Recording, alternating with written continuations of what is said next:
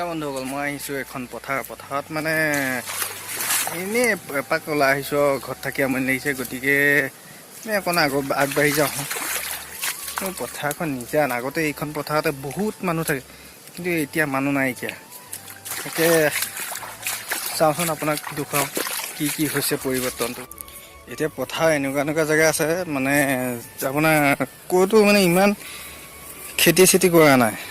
আগতে যেনেকৈ খেতি কৰে এতিয়া খেতি কৰাটো বহুত মানে কমি গ'ল। হ'লে কি কাৰণে তাকে এবাক চাবলৈ আহিছে। আপোনাৰ মাটি দেখুৱাম, কিমান মাটি আপোনাৰ খালী পৰি আছে। সুদূৰত দুজনমান ব্যক্তিয়ে পথাৰত কাম কৰি আছে আৰু লগতে পানী ঢালি আছে। তেওঁলোককে সোধোগৈচোন কি হৈছে। মই সুধিব আহিছোঁ। তাকে কিজনা দাদা, এই পথাৰবিলাক যে আছে, এই খালী যে হৈ আছে, এইবিলাকৰ খেতি নকৰে নেকি? এইবোৰ খালী নহ'ব কেলে? এতিয়া ৰেচনৰ চাউল পাইছে কাৰণে মানুহে খেতি নকৰা হ'ল। আমি কৰাকেইটাহে খেতি কৰি আছোঁ। তাকে এতিয়া মাটিবোৰ পৰি থাকে কাৰণে খেতি কৰি আছোঁ আৰু সেই গেলা গৰমখননো ৰ'দত ৰৈ থাকিব লাগে কেলে? বাকী কিজন যেনেকে ঘৰত আছে আপোনালোকেও থাকিব পাৰে দেখোন। থাকিব নোৱাৰোঁ। তাৰমানে আমাৰ এতিয়া মাটিবোৰ পৰি থাকিলে আমাৰ নিজৰে দিগদাৰ হ'ব নহয়। ৰেচনৰ চাউল পালেও আমাৰ সেইটো চাউলৰ নহ'বগৈ নহয়। হয় নিজৰ এইটো আমাৰ স্বাধীনতা খেতিটো। একদম ৰাইট কথা কৈছে। বহুতেতো আপোনাৰ এতিয়া মানে ৰেচনৰ চাউল পোৱাৰ পিছত এতিয়া তেওঁলোক ঘৰতে সোমাই আছে ফেনৰ মানে হাৱাত। সেইটো এতিয়া ক'লেও কয় যে আমি ৰেচনৰ চাউল পাইছোঁ, এতিয়া আমি খেতি কৰিব কি দৰকাৰ। তাকে কাম কৰা মানুহ নাই এতিয়া পথাৰত ধৰক তেনেকৈ। তাকে আজি প্ৰায় 2 বছৰ আগতে যিমান মানুহ দেখিছিলোঁ, কিন্তু এতিয়া মানুহ একেবাৰে নাই। এতিয়া মানে পথাৰ গোটেই এখন গছপ্ৰিয় পথাৰ পৰি আছে। এইফালে কোনেও খেতি নকৰে। তাকে এতিয়া দেখি বেয়া লাগিছে। মই আগতেও অলপ যেতিয়া ৰাস্তাৰ পৰা আহি আছিলোঁ, তেতিয়াও মানে 4-5 বিঘামান মাটি এনেকৈ মানে খালী হৈ পৰি আছে। সেইটোৱে খেতি কোনেও নকৰে এতিয়া। এতিয়াও 1-2 বছৰ কৰিব, তাৰপিছত আৰু চাউল পাই থাকিলে নকৰে। মানুহৰ সমস্যা হ'ব। এতিয়া চাউলৰ তাৰপিছত আকৌ দাম বাঢ়ি গুচি যাব। এতিয়া ভাজি বস্তু দাম বুলি কৈছে মানে, এতিয়া নিজৰ বাৰীবোৰ এতিয়া পৰি আছে, এতিয়া জংঘল আছে, কোনেও একো নকৰে। ভাজি চব্জি দাম হ'লে বুলি ক'লে কি দাম? বাৰীবিলাক কোনবিলাক আছিলে?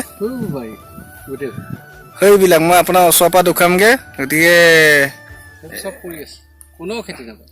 চব এতিয়া গছৰ তলত বহা, গছৰ তলত বহিছে, ফেনৰ তলত বহা, ফেনৰ তলত বহিছে। আৰু কিছুমানতো AC তলতে বহিছে। সেইটো কাৰণে আমাৰ এতিয়া বিল আহিছে বুলি হুলস্থুল লগাব। লাইটৰ বিল নাহিব কেলে? যেন দিনটো ফেনৰ তলতে বহি থাকে, AC তলতে বহি থাকে, বিল আহিবই। সেইবোৰ অকণ ভাবি চিন্তি চাব লাগে মানে। বাৰু তেতিয়াহ'লে কথা পাতি ভাল লাগিলে।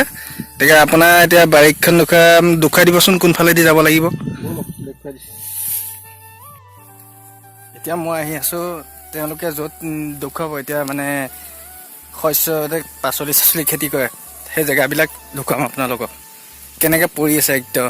আগতে সেইবিলাকত পাচলি লগাই, এতিয়াতো একোৱেই নাই। এতিয়া আপোনাৰ গোটেই অৱস্থাই নাই। দেখুৱাইছোঁ বাৰু।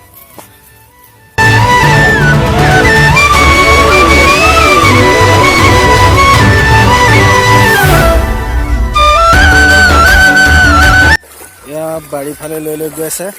কোনফালে আছিলে? এইফালে। এইটো দেখুৱাই আছোঁ। ইজন আহিলে দেখোন, আহক। এয়া নাই এখন বাৰী ন? ইছান, ধানবোৰ এনেই নষ্ট হ'ল। যি দুটা এটা কৰোঁ তাকো চুৰ কৰি চুৰো কম নহয় তেতিয়াহ'লে। এইখন বাৰী আপোনালোকক দেখুৱাইছোঁ। গতিকে এইখন বাৰীতে আগতে পূৰা খেতি কৰিছিলে, কিন্তু এতিয়া একোৱেই নাই। একদম মাটি পূৰা খৰাং টাইপৰ হৈ আছে। মানে চিন চাত্তাও নাই ক'তো। গোটেই হাবি হৈ গ'ল, লতা সেইবোৰ চব খালী পৰি আছে। এতিয়া খেতি কৰিলে কমচে কম মানে পাচলিটো খাই থাকিব পাৰিব কমত। যিহে পইচা এতিয়া পাচলিতে যিহে দাম, মানে অকণমান কষ্ট কৰিলে যেনিবা এতিয়া 2 পইচা মানে কমি থাকে মানে। গতিকে ভিডিঅ'ত যদি কিবা ভুল হৈছে আপোনালোকে কমেণ্ট কৰি জনাব। গতিকে আমি যিটো মানে সঁচা সেইটোৱে কৈছোঁ। আৰু আশা কৰোঁ যাতে আমাৰ চেনেলটো লাইক কৰে, কমেণ্ট কৰে, শ্বেয়াৰ কৰে, ছাবস্ক্ৰাইব কৰে। ধন্যবাদ।